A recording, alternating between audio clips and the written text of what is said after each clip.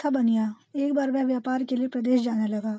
जाते जाते अपनी बहू को बुलाकर उससे कहा, मैं प्रदेश जा रहा हूँ, तुम अच्छी तरह रहना, बच्चों को भी संभालना और अपनी सास का भी अपने बच्चों की तरह देखभाल करना। याद रखना, माँ से कोई काम मत करवाना। बहू ने बोला, ठीक है, मैं आपकी बात समझ गई, मैं वैसा ही करूँगी जैसा आपने बोला है।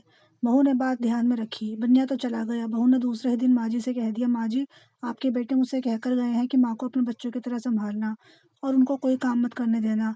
अब आप घर का कोई काम नहीं करेंगी, आप बच्चों के साथ खेलिए, खाइए और मौज करिए। माँ जी गहरे सोच में पड़ गई। फिर बोली, बहू ठीक है, मैं ऐसा ही करूँगी। कुछ दिनों के बाद बहू ने अपनी बेटी के कान छिदवाए। उस समय बहू को अपने पति की बात याद आई, माँ को बच्चों की तरह संभालना। इसलिए बहू ने माँ जी के कान छिदवाने की बात सोची। उसने माँ जी से कहा, माँ जी चलिए, आपके कान छिदवाने हैं।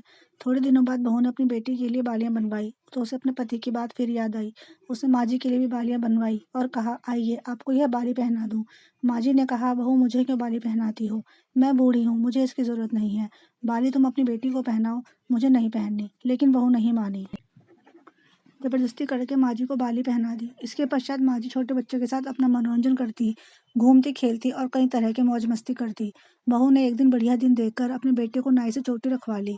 फिर बहू ने माँ जी की याद आ गई। माँ जी बच्चों के साथ खेल रही थी।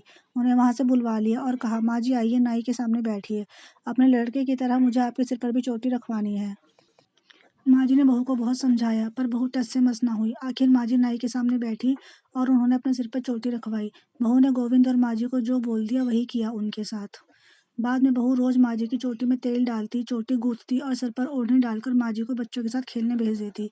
जब खाने का समय होता तो बहू उनको आवाज़ देकर बुलाती है। ऐसे ही रोज का हाल था। जब बेटा घर वापस आया तो सबसे पहले उससे बहू से माँ के बारे में पूछा कि माँ कैसी हैं और कहाँ हैं, मुझे उनसे आशीर्वाद लेना है। बहू ने बताया, माँ जी तो बच्चों के साथ खेल रही हैं, यहीं कहीं होंगी, आ जाएंगी। बेटे ने पूछा, क्या कहती हो, माँ गली में खेलने गई है, गली में तो बच्चे खेलते हैं, क्या बूढ़ी माँ कहीं खेलने जाती है। बहू ने कहा, मैं तो माँ को खेलने भेजती हूँ, आपने नहीं कहा था कि माँ को बच्चों की तरह रखना। मैंने तो लड़की की तरह माँ के कान भी बिंधवाए और कानों में बालियाँ भी पहनाई। जब लड़की की चोटी रखवाई तो मैंने माँ की भी चोटी रखवा ली।